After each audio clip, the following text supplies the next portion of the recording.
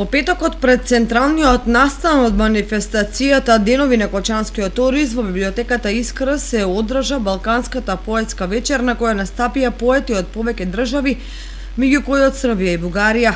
Организатор на Балканската поетска вечер е библиотеката Искра. Авторите пред кочанската публика читаа стихови од својата поезија и го презентираа своето творештво.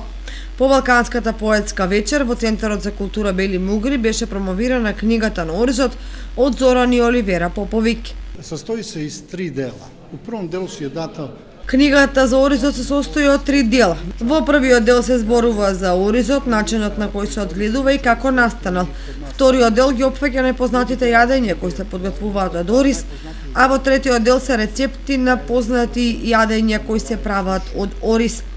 Воодушевен сум од оваа манифестација. Ние и во книгата ја имаме спомнато оваа манифестација за Оризот и мислам дека и мојата книга ќе даде придонес во одржувањето на манифестацијата. veoma velikog broja zemalja iz